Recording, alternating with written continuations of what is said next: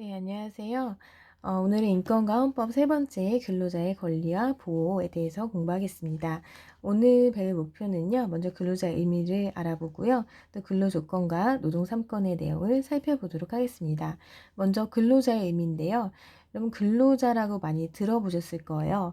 근데 이 근로자는 어떤 사람이냐? 일단 반대 개념을 좀 살펴볼게요. 근로자의 반대 개념은 이 근로자를 고용한 사람입니다. 그 사람을 우리가 사용자라고 불러요. 사용자는 근로자를 고용한 고용주가 되겠죠.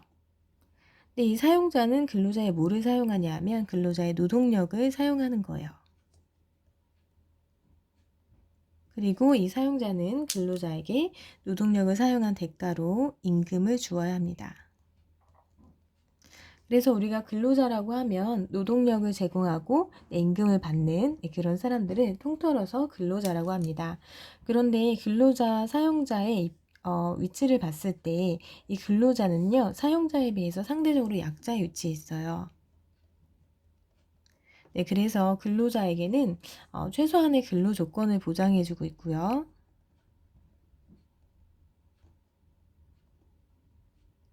네, 그리고 세 가지 권리를 주고 있습니다. 그게 노동 3권이에요.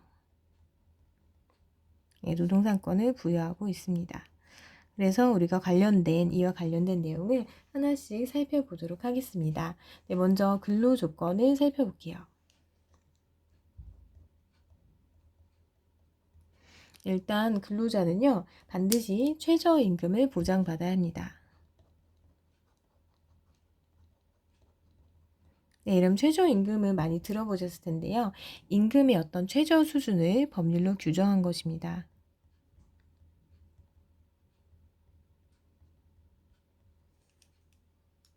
법률로 규정.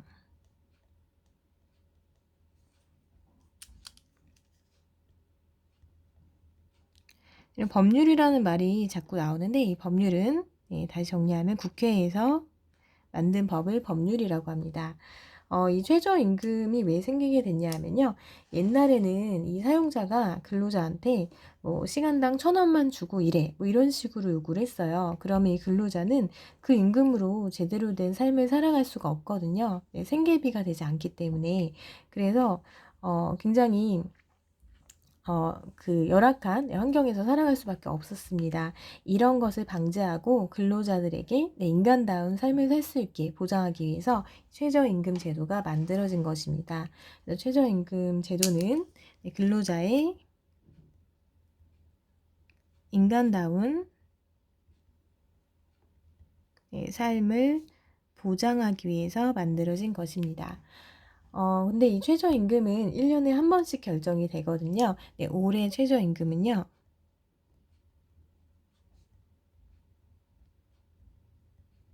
시간당 8,590원입니다.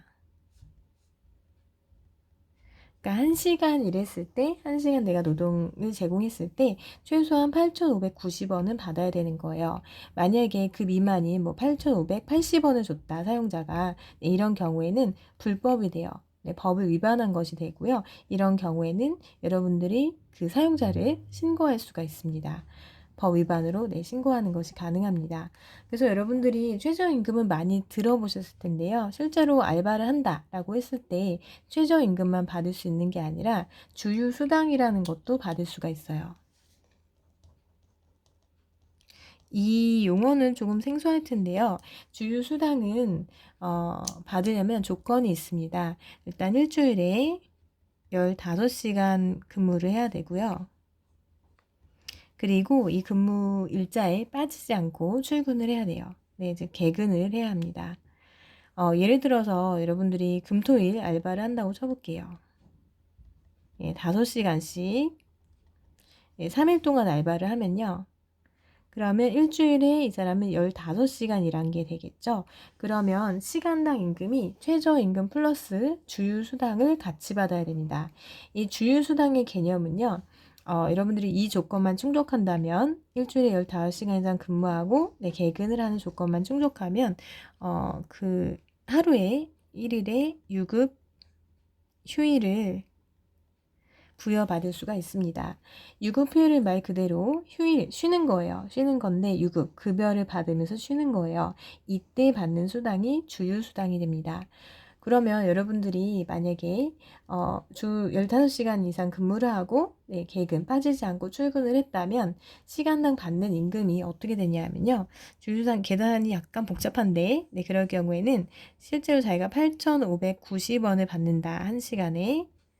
그러면 여기에 1.2를 곱해서 받아야 돼요. 1.2를 곱하면 이게 1,308원이 나옵니다. 시간당.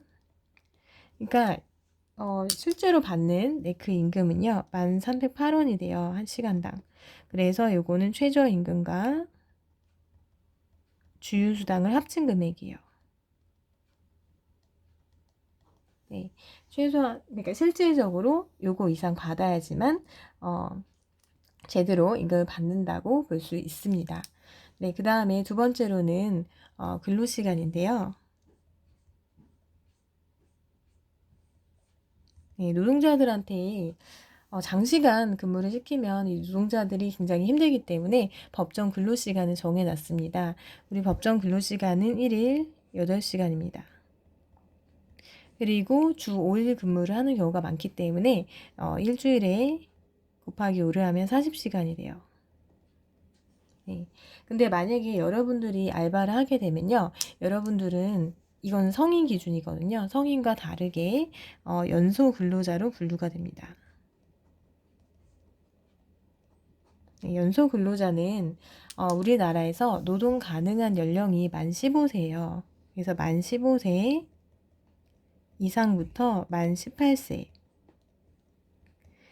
이 나이대 일하는 청소년을 연소 근로자라고 합니다. 연소 근로자의 경우에는 법정 근로시간이 약간 다른데요. 네, 1일 7시간입니다. 네. 그리고 여러분들이 만약에 1일 7시간이다. 그럼 7시간 내내 일을 할 수는 없겠죠. 쉬는 시간이 필요하겠죠. 그것을 휴게 시간이라고 하는데요. 네, 휴게 시간은 8시간 근무를 하면 1시간을 주어야 합니다. 네, 1시간의 휴게 시간을 줍니다. 그러니까 이 얘기가 뭐냐면 내가 만약에 9시에 출근했어요. 그러면 8시간, 끝나는 시간이 5시가 아니라 6시에 끝나는 게 맞아요. 이 중에 1시간은 휴게 시간입니다. 물론 휴게 시간은 말 그대로 쉬는 시간이기 때문에 급여가 지급되지는 않아요. 근데 보통 1시간은 점심시간으로 줍니다. 네, 이럴 때는 일을 시킬 수가 없겠죠. 네, 쉬는 시간으로 밥 먹으면서 보내는 그런 시간이 되겠죠. 그리고 만약에 법정 근로시간 이외에 여러분들이 사용자와 어떤 협의를 해서 초과 근무를 하게 되는 경우가 있어요. 네, 초과 근무를 하거나 아니면 휴일에 근무를 하는 경우가 있습니다. 이런 경우에는요, 임금을 가산해서 받을 수가 있어요. 그러니까 자기가 받는 임금에서 50%의 가산 임금을 받아야 합니다. 만약에 여러분들이 시간당 10,000원을 받고 일했어요. 근데 초과 근무를 하거나 휴일 근무를 하는 경우에는 50% 가산을 해서 15,000원을 받게 되는 거겠죠. 네, 이러한 근로 조건을 보장받기 위해서는 근로계약서를 작성해야 합니다. 네, 근로계약서는 근로자와 사용자가 문서로 근로조건에 대한 내용을 담는 건데요. 이 근로계약서에는 업무 내용이 들어가고요. 네, 그리고 근로시간, 또 임금, 휴일 등에 대한 내용이 들어가야 합니다. 근데 근로계약서를 작성하지 않았어요. 이러면 근로자에게 피해가 가는 것은 없지만 사용자가 과태료를 부과받습니다.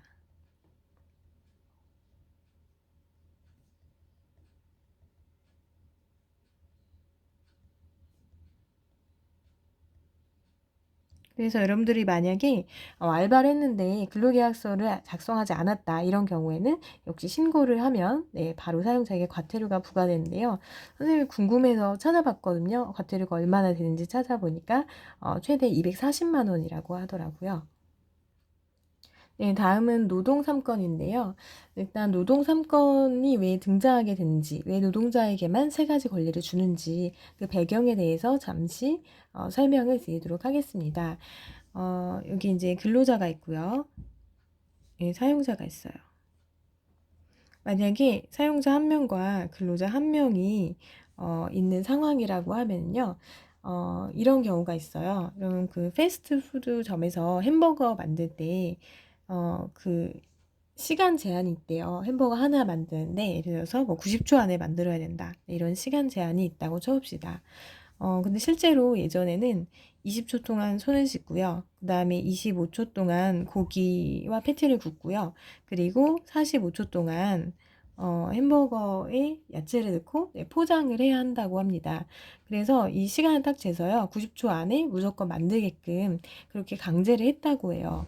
그러면 이 근로 조건이 근로자 입장에서는 상당히 열악한 것입니다. 왜냐하면 이 시간을 지키려고 하다 보면 뭐 화상을 입거나 다치는 경우가 종종 있었다고 해요. 그래서 이 근로자가 사용자한테 저의 근로 조건이 너무 열악하니까 이거를 고쳐주세요. 개선해주세요. 라고 요구를 했다고 쳐봅시다. 그러면 이 사용자는 어떻게 할까요? 노동자의 근로조건 요구 개선을 들어줄까요? 네, 그렇지 않을 거예요. 그냥 이 알바생을 자르면 돼요. 그리고 다른 알바생을 고용해서 너 90초 안에 햄버거 만들어. 이렇게 요구하겠죠. 네, 그렇기 때문에 이 근로자가 상대적으로 약자의 입장에 있습니다. 그런데 만약에 이 햄버거를 만드는 알바생 100명이 똘똘 뭉쳐서 사용자한테 요구를 했다고 쳐볼게요. 우리 근로조건이 너무 90초 안에 만드는 것이 힘들다라고 100명이 같이 요구를 해요. 이런 경우에는 사용자가 이들의 요구를 무시하기가 어렵겠죠. 그래서 이 노동자들이 사용자와 대등한 위치에 있을 수 있도록 세 가지 권리를 부여하는 것입니다. 그리고 이 노동 3건은 우리 헌법이 보장하는 권리입니다. 우리 헌법 33조 1항에 나와 있습니다. 세 가지 권리 먼저 첫 번째는요. 단결권이에요. 단결권은 노동조합을 결성할 수 있는 권리입니다. 그래서 노동조합을 만들어서 사용자와 어떤 근로조건에 대해서 협상을 할 수 있는데요. 두 번째 권리가 단체 교섭권입니다. 단체 교섭권은 사용자와 근로조건에 대해서 교섭, 어떤 협상을 할 수 있는 권리예요. 그 다음에 세 번째는 단체 행동권이 있는데요. 이 단체 행동권은 만약에 사용자와 단체 교섭이 잘 되지 않았어요. 협의가 잘 되지 않은 경우에 이 노동자들은 쟁의 행위를 할 수 있습니다. 쟁의 행위는 이제 사용자에 대항해서 노동자들이 자신의 뜻을 관철시키기 위해서 하는 행동을 이야기하는데요. 이 쟁의 행위의 대표적인 것이 이런 파업이 있습니다. 파업은 일을 하지 않는 거죠. 출근하지 않고 일을 하지 않는 것을 파업이라고 합니다. 그래서 이 파업을 하는 거를 종종 보실 거예요, 여러분들이. 근데 이 파업을 하는 게 절대 불법이 아니에요. 이 파업을 하는 것은 우리 나라의 최고법이자 기본법인 헌법에서 보장하는 권리입니다. 예를 들어서 그 버스 운전기사들이 파업을 하는 경우가 있어요. 그러면 여러분들이 만약에 버스를 이용하는 승객이라면 굉장히 불편할 거예요. 그런데 우리가 조금 더 마음을 넓게 생각을 해본다면, 넓혀서 생각을 해본다면 그들이 왜 파업을 하는지 한번 생각해 볼 필요가 있어요. 그들이 어떤 근로 조건이 더 개선되기를 바랬는지, 사용자와 어떤 부분을 협상하기를 원했는지 좀 생각을 해보고 그들의 입장이 되어서 파업을 왜 하게 됐는지 이해해보면 좋겠죠. 왜냐하면 여러분도 나중에 근로자가 될 수 있고 파업을 하게 될 수도 있거든요. 그래서 약간 파업하는 사람들을 무조건 나쁘게 보지 말고 왜 그러한 행동을 하게 됐는지 살펴보는 것도 중요할 것 같다는 생각이 듭니다. 그래서 오늘은 근로자의 의미부터 근로조건, 노동 3건에 대해서 알아봤고요. 오늘 과제는요. 선생님이 그 청소년 알바를 하는 경우에 좀 여러분들이 꼭 알아두어야 할 내용을 초성 퀴즈로 준비했습니다. 청소년 알바 10개명이라고 있는데요. 이 중에서 여러분들이 오늘 배운 내용과 관련된 것을 퀴즈로 만들었어요. 그래서 여러분들이 초성을 적거나 가로의 경우에는 숫자를 적으시면 됩니다. 여러분들 노트에 다 쓰지 마시고요. 정답만 적으세요. 네, 퀴즈는 선생님이 이 강의 영상이 올라간 그 온라인 클래스 밑에 강의 설명에 넣거나 아니면 선생님 블로그에도 올려놓을 테니까 보고 한번 꼭 풀어보시기 바랍니다. 네, 오늘 수고 많으셨습니다.